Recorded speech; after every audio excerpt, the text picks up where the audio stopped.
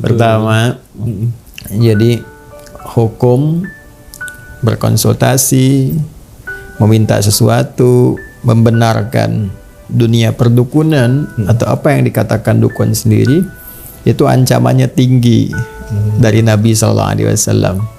Berbahaya itu, ya. Jadi ada salah satu hadis yang diriwayatkan oleh sahabat Abdullah bin Mas'ud radhiyallahu taala anhu, qala, beliau menyampaikan, qala Nabi sallallahu alaihi wasallam, Nabi sallallahu alaihi wasallam pernah bersabda, wa bima ma'na wa kama qala Rasulullah sallallahu alaihi wasallam, man ata arrafan aw sahiran aw kahinan fasa'alahu, siapa yang datang, kata Nabi sallallahu alaihi wasallam, kepada arrafan. Arrafan itu orang sebut sekarang kayak orang pintar, gitu kan? Nah, paranormal lah ya. Nah, macam-macam lah selalu dibahasakan yang bagus-bagus ya. Padahal juga jadi masalah. Kenapa disebut orang pintar? Karena yang datang bodoh gitu. Iya juga betul. Kenapa disebut orang pintar? Karena yang datang bodoh. Kalau nggak bodoh kan nggak datang ke situ. Tapi intinya begitulah gitu, penerawang dan sebagainya. Nah, kemudian yang kedua sahiran, tukang sihir, magic dan sebagainya yang memang ditujukan untuk sihir, santet dan semisalnya. Lalu yang ketiga kahinan, dukun. Jadi ada satu kayak paranormal, kekinian dia bahasanya.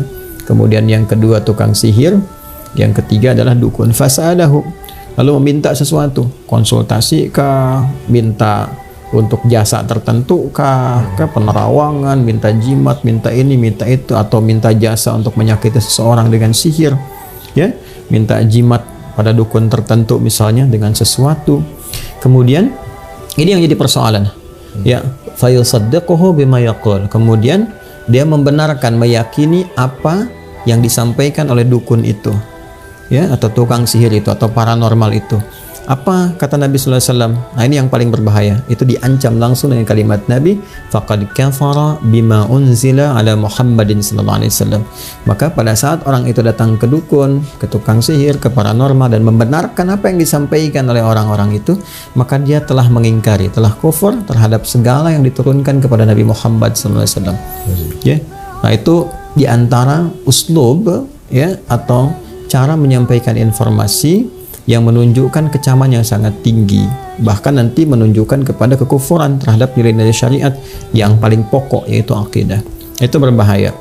Itu berbahaya. Kata Nabi sendiri itu telah kufur dengan syariat Nabi. Karena itu anjurannya adalah segera bertaubat, ya. Jadi jangan sampai melibatkan diri pada yang seperti itu. Ya, itu harus kita sampaikan agar segera bertaubat, karena itu termasuk satu di antara 7 dosa besar, ya, yang berpeluang mendapatkan murka Allah Subhanahu wa taala dan juga bisa menggugurkan nanti nilai-nilai ketaatan kalau dia muslim, ya, yang selama ini dia misalnya berusaha untuk membangun diri, dia sholat misalnya atau bahkan haji atau umrah, tapi dia datang ke dukun, datang ke tukang sihir, datang ke paranormal, ya, berbuat syirik, masuk bagian dari syirik nanti itu, karena mempercayai sesuatu yang Allah larang dan menduakan sesuatu yang telah Allah kemudian tegaskan tidak ada itu semua, ya. Jadi sesuatu yang sangat berbahaya. Di An-Nisa itu di ayat 48 misalnya tegas Allah menyampaikan, innallaha la yaghfiru ay yushraka bihi wa yaghfiru ma duna dzalika liman yasha, ya. Sungguh kata Allah sendiri yang menyampaikan, Allah tidak akan berkenan mengampuni dosa syirik, ya kan, kalau dia bawa sampai mati, ya, kalau sampai wafat dia bawa dosa itu, kecuali kalau sebelum datang ajalnya dia tobat, ya, mohon ampun kepada Allah, dia perbaiki dirinya, menjauhi syirik, taubatan nasuha, maka berpeluang mendapat ampunan Allah Subhanahu wa taala. Tapi kalau dia pertahankan sampai dengan dia wafat, sampai kembali kepada Allah, maka amal apapun yang dia kerjakan terhapus semuanya, ya. Dan itu sangat berbahaya ancamannya. Itu bagi yang berbuat konsultasi dengan membenarkan, percaya dengan itu semua. Sekarang kalau jadi pelakunya, itu jadi lebih berbahaya lagi tuh, ya, bila dia mengaku muslim, ya, bila mengaku muslim. Karena itu kita mendoakan semoga Allah melembutkan hati-hati orang yang menduga bahwa dukun itu bagian dari profesi misalnya, ya. Hati-hati kalau dia muslim, ya. Kalau dia bukan muslim, nah itu urusannya. Kita tidak memberikan pencerahan atau arah-arah jalan kebaikan yang mengikat di luar nilai keislaman. Kalau ingin belajar dipersilahkan, tapi bagi orang Islam mesti yakin dengan tuntunan keislamannya, ya, mesti yakin dengan pedoman keislamannya. Nah, di tuntunan keislaman itu tidak boleh menjadi dukun. Jadi kalau ada orang Islam menganggap bahwa dukun bagian dari profesi, itu dosanya besar. Apalagi kalau jadi dukun. Nah, yang paling menarik tuh gini, dulu Nabi Muhammad SAW saat diturunkan Al-Quran kepada beliau sebagai pedoman berkehidupan, itu ada yang menduga sebagian dari masyarakat di sekitaran Mekah yang ingkar pada masa itu, menduga bahkan menuduh Nabi Muhammad itu dukun. Penyihir kali ya? Iya, dituduh penyihir, dituduh penyair, dituduh gila, dituduh lagi dukun. Jadi ayat-ayat Quran itu diposisikan sebagai jimatnya, katanya Muhammad bawa jimat, dia dukun tuh. Makanya turun beberapa ayat, yang paling pokok tuh 2 ayat ya, yang langsung diturunkan oleh Allah Subhanahu wa taala sebagai pembelaan bagi Rasulullah sekaligus menepis semua tuduhan-tuduhan itu. Jadi Allah telah membebaskan Nabi Muhammad SAW dari tuduhan-tuduhan perdukunan ya, dengan ayat-ayat Quran. Lalu kalau datang orang membawa ayat Quran dan itu dukun, itu dosanya besar sekali. Nabi Muhammad dituduh dukun, ya, Qurannya sebagai jimat, dibebaskan oleh Allah tuduhan itu. Lantas datang orang belakangan ya mengaku dukun membawa ayat Quran sebagai jimat, itu dosanya besar. Kebayang nggak cara berpikirnya ya? Nah, di surat apa kira-kira? Di surat Al-Haqqah ya, surat Al-Haqqah ayat 42. Wa ma huwa biqauli kahin qalilan ma tadhakkarun. Kata Allah, dan Quran itu bukanlah jimatnya para dukun. Ya, Quran bukan perkataan dukun, apalagi digunakan misalnya ya untuk magic tertentu atau ini dan itu dan sebagainya yang dipahami sebagai bagian dari perdukunan, itu nggak boleh. Qalilan ma tadhakkarun. Orang-orang yang berpraktek seperti itu, kata Quran, itu nggak pernah zikir tuh orangnya. Ya, qalilan itu kalau pakai ma, itu kesannya nggak pernah. Ya, kayak orang Arab bilang begini misalnya, qallama ta'tina atau qallama tazuruna. Kayaknya kamu qallama itu kan diartikan sedikit ya, dikit sekali datangnya gitu kan, dikit sekali ngunjungin saya ke sini. Nah, itu terjemahan bebasnya. Tapi secara balaghah kata qallama ta'tina itu atau qalilan ma itu menunjukkan nggak pernah. Jadi kalau seseorang sudah berbuat maksiat, itu pasti implikasi terbesarnya kesolehannya akan menurun. Ya, karena salah itu lawannya soleh. Jadi kalau solehnya naik, salahnya turun. Kalau salahnya naik, solehnya turun. Ya, makanya orang-orang munafik itu sedikit zikirnya.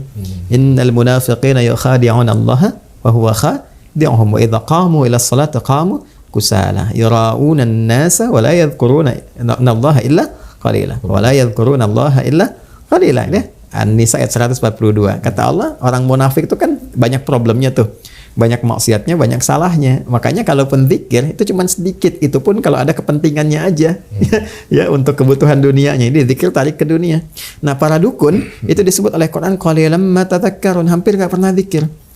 Apa di antara zikir itu? Quran, gitu kan? Itu disebut dengan zikir. Inna nahnu nazzalna dzikra. Jadi para dukun tuh pasti kalau dia mengaku muslim pun bawa ayat Quran, dia sendiri belum tentu bisa baca itu.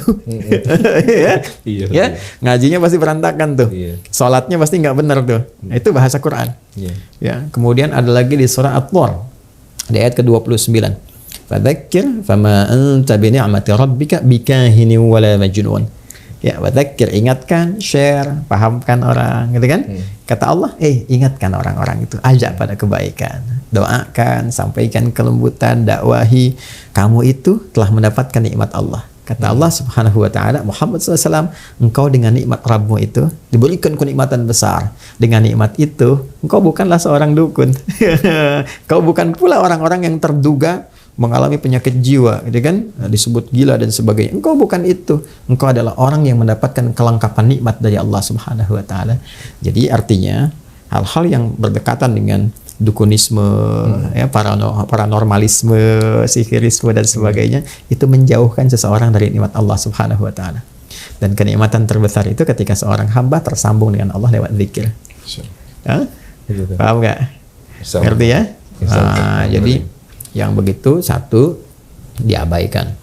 Sekalipun seseorang dia mengenakan misalnya perangkat-perangkat keagamaan, keislaman dan sebagainya, tapi membawa risalah-risalah, informasi, ajaran-ajaran yang bertentangan dengan nilai keislaman, jauhi. Yang kedua, doakan, karena dia pun selama hidup masih punya hak untuk menjadi soleh.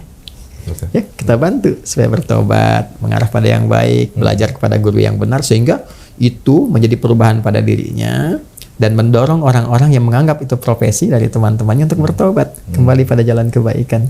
Ya, kalau ada yang soleh, kenapa pilih yang salah? Hah?